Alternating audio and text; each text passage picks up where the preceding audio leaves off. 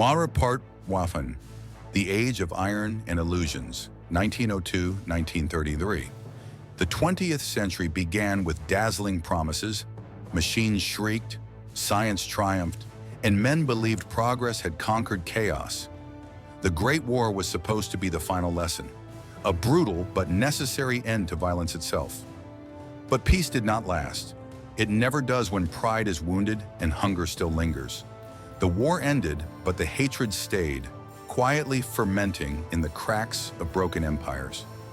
In Italy, a restless schoolteacher named Benito Mussolini dreamed of becoming more than a man. He wanted to be a movement. He started as a socialist, shouting about equality and revolution. He wrote fiery words, marched in protests, and earned the attention of the police more often than applause.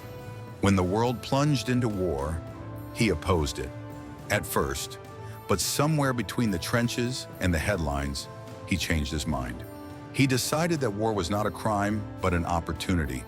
From that thought came fascism, a religion of nationalism, strength, and obedience. It didn't promise equality, it promised glory. In 1922, Mussolini led the March on Rome, surrounding the capital with black-shirted followers. He told the king, "Give me the power, or I will take it." The king hesitated. Then he handed it over. And so, with a single signature, democracy in Italy collapsed. Crowds cheered, banners waved, and Mussolini shaved his head, ready for history's spotlight. Meanwhile, Germany was bleeding in silence. The Treaty of Versailles had ripped it apart, stripping its land, strangling its economy, and crushing its army. Money became worthless, pride turned to dust. A loaf of bread cost a wheelbarrow of marks. And out of that humiliation came a man who turned misery into music, the dark kind.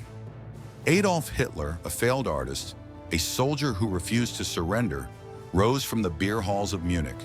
He spoke with fire in his throat and venom in his words. He told Germans they had been betrayed, not beaten, that their enemies were everywhere. And the people, hungry, desperate, humiliated, listened. He tried to seize power once and failed. He went to prison. There, he wrote, he dreamed and he planned. When he was released, he began rebuilding, not just a party, but a religion of revenge. By 1933, the Republic gave him what he wanted most, legitimacy. He became chancellor. Within months, he became dictator. Germany had found its Führer, and Europe, without knowing it, had just swallowed the fuse. Part 2, The Gathering Storm, 1933-1939. Across the sea, another empire was waking from its long sleep. Japan, after 2 centuries of isolation, had opened its doors to the world and found the world already divided.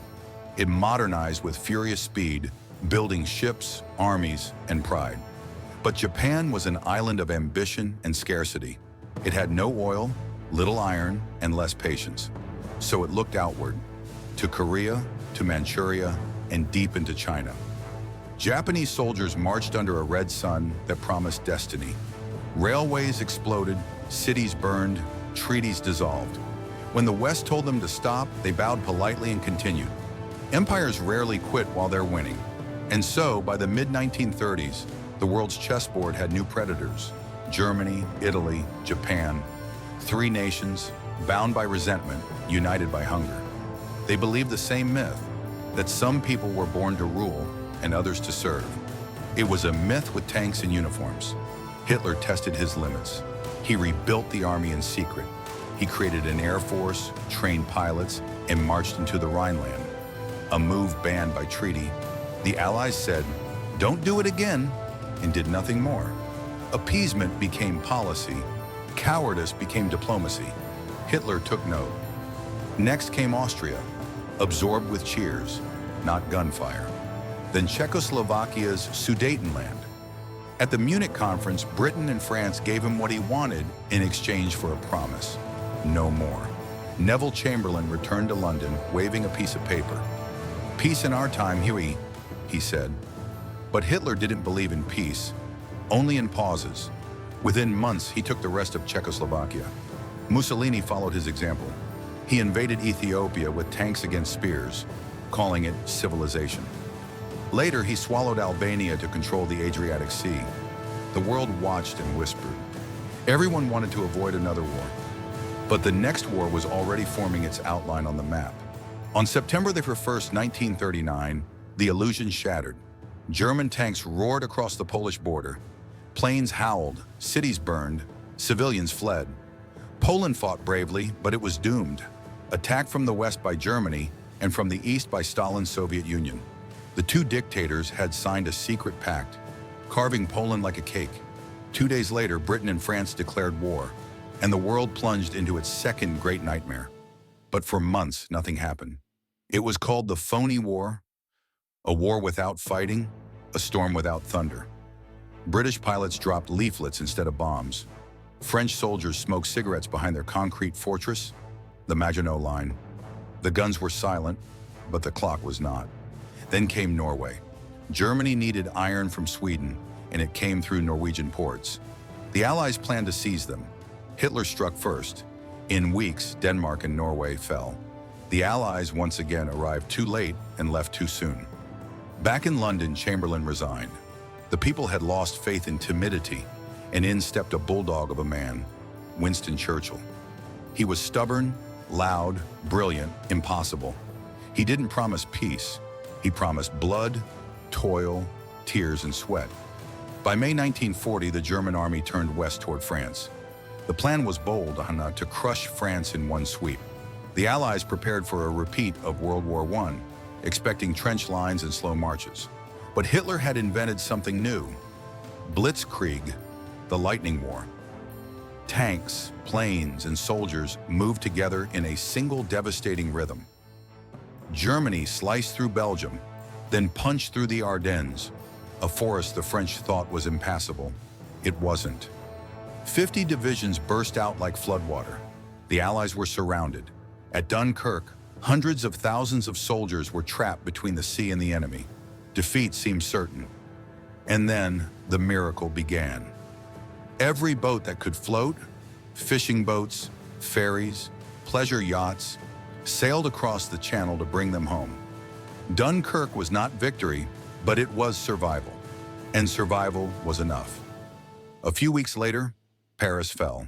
France collapsed. In 6 weeks, Hitler had achieved what Germany had failed to do in 4 long years. He stood on the cliffs of France, looking across the Channel toward the last free nation in Europe, Britain. Part 4. Britain stands alone, 1940. Hitler expected the British to surrender.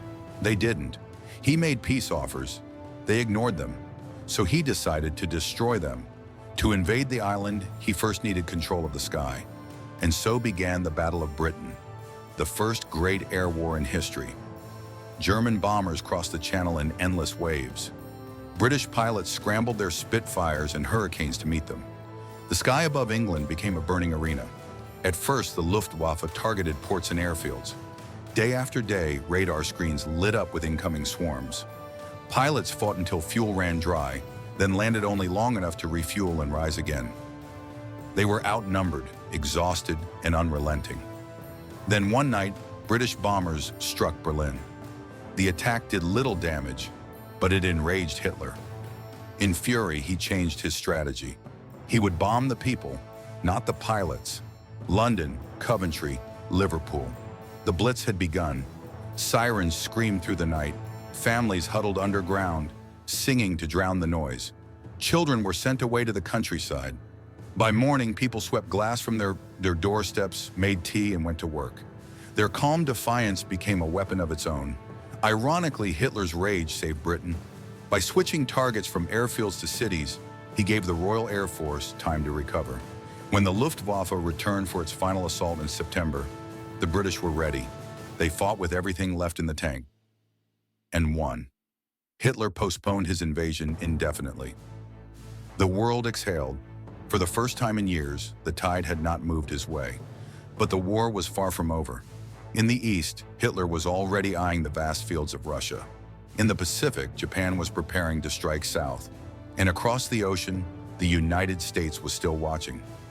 Neutral, but not blind, the map of the world trembled under new colors, and the century of reason had become the century of fire. But for the moment, one island stood unbroken. its people battered yet unbowed. The war would spread, grow, and devour continents. But that is the story of the next chapter. For now, the night over London glows with fire, and the world holds its breath.